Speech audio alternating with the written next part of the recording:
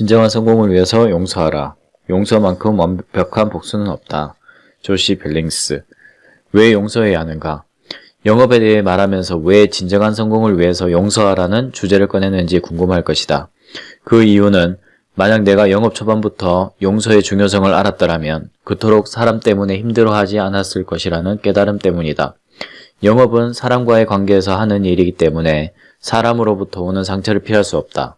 그래서 이를 극복하지 못하고 상처를 외면하거나 계속 쌓다 보면 일까지 실패하는 경우가 많이 발생한다.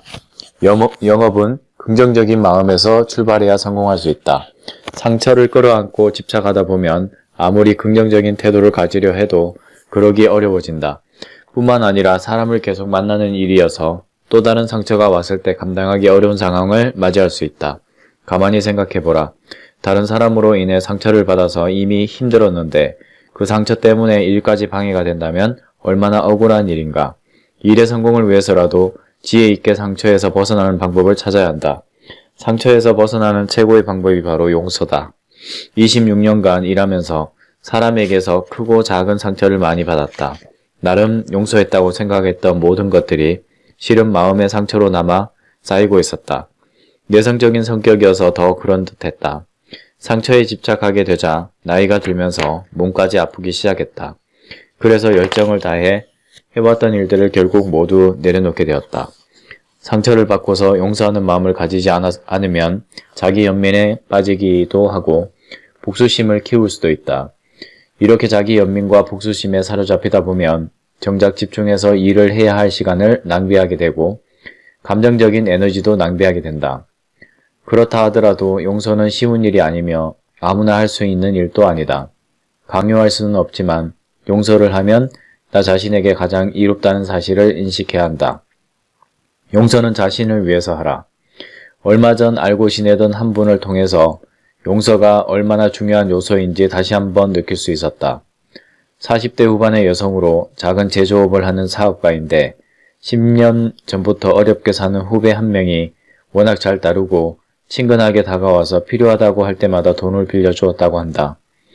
남편 모르게 빌려준 돈의 액수가 3억을 넘어서자 후배는 돈을 갚지 않고 사라져버렸다. 그녀는 심한 충격을 받아 몸까지 아프기 시작했다. 워낙 정이 많고 꼼꼼한 성격이어서 더 큰 충격과 상처를 입었고 이후 고통의 날들을 보내고 있었다. 당연히 사업에도 지장이 많았다. 그분 이야기를 들어보면 믿었던 사람에 대한 배신감이 견딜 수 없이 힘들다고 했다. 또한 10년 이상 성실하게 노력했던 노동의 대가를 다 잃어버린 것에 대한 허탈함도 분노를 키워왔다고 한다. 시간이 지나도 화는 사라지지 않았고 점점 의욕도 없어지고 병마저 들었다는 것이다. 옆에서 지켜보기에 안타까운 일이었다. 용서는 분명 어려운 일이지만 용서하지 않으면 나 스스로에게 큰 해를 입히고 건강마저 해친다는 사실을 다시 한번 깨달을 수 있었다. 이처럼 사람과의 관계에서는 뜻하지 않은 일들이 충분히 벌어질 수 있다. 영업은 수많은 사람과의 관계 속에서 하는 일이므로 상처를 받는 것은 피할 수는 없으나 이에 대해 현명하게 대처하는 것이 매우 중요하다. 벤자민 프랭클린은 용서에 대해 이렇게 말했다. 상처를 가하는 행위는 스스로를 원수보다 더 못한 사람으로 만드는 것이고 복수하는 것은 스스로를 원수와 대등한 위치에 올려놓는 것이며 용서를 베푸는 것은 스스로를 원수보다 더 나은 사람으로 만드는 것이다. 용서는 나를 아프게 하는 상처에서 벗어나 나를 더욱 성장시키는 길이다. 용서함으로 자유를 얻어라. 용서는 우리 삶에 긍정적인 에너지를 준다. 그렇다면 용서를 하기 위해서 어떻게 해야 하는가? 용서를 하기 위해서는 우선 큰 결심을 해야 한다. 어떤 상처든 자신에게 아픔을 준 사람을 용서해야 하는 일이기에 용기가 필요하다. 용서란 내가 상대방에게 베푸는 것이라는 사실을 알면 결심하기가 어렵지 않을 것이다. 그러려면 먼저 자신의 상처를 들여다보고 인정해야 한다. 나를 고통스럽게 만드는 그 상처가 무엇인지 정확하게 인식하는 것이 중요하다. 그러고 나서 상대방의 잘못을 잊어버리는 것이다. 어렵지만 잘못을 모두 묻고 파헤치지 않는 것이 바로 용서다. 상대에게 용서했다는 것을 말할 수도 있고 혼자서 소리내어 용서할 수도 있다. 상대에게 직접 말하는 방법은 현실적으로 어려우므로 그렇게 하지 않아도 된다. 어쨌든 용서한 이후에 그 사람이 준 상처를 다시 생각하지 않는 것이 용서다. 나는 할 수 있다라고 결심한 후 용서를 실천해보자. 이렇게 용서하는 방법을 터득하고 나면 상처를 또 받더라도 빨리 용서하는 습관을 가질 수 있게 된다. 이것은 자신을 위하는 가장 빠르고 좋은 방법이다. 용서는 빠르면 빠를수록 나에게 이롭기 때문에 가급적 빨리 용서하라. 여기 주의할 점이 있다. 나는 그 사람을 용서해도 다른 사람들은 그 사람을 용서하지 않을 수 있다.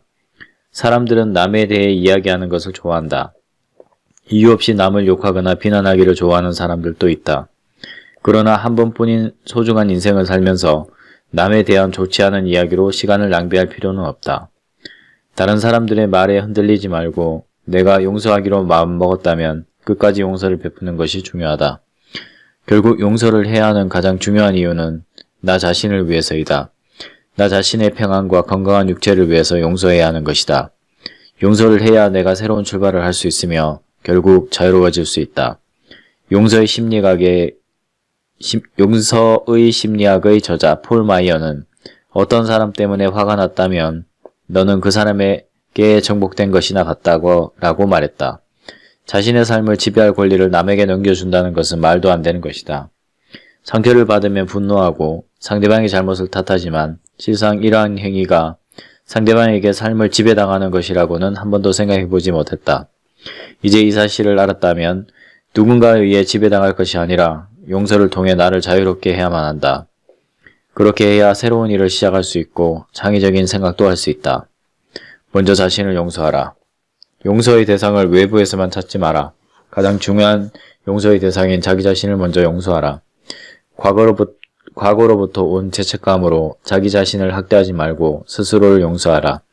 오래전 직장 동료 중 한 명은 좋지 않은 일이 일어나면 모두 자신의 탓이라고 여기며 엄청난 스트레스를 받았다. 그분의 탓이 아니라고 위로해도 소용없었다. 그분은 과거에 잘못 형성된 죄책감에서 벗어나지 못하고 매사 자괴감에 빠져 스스로를 괴롭히고 있었다.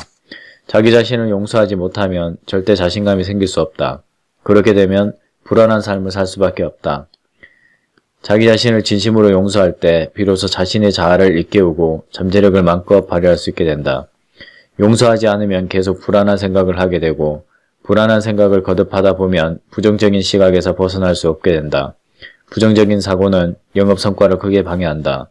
부정적인 사고가 행동을 제약함으로써 사람을 만나는 일이 느슨해지고 그러면 좋은 결과를 기대하기 어렵게 된다. 영업을 성공하기 위해서라도 용서하겠다고 다짐하라.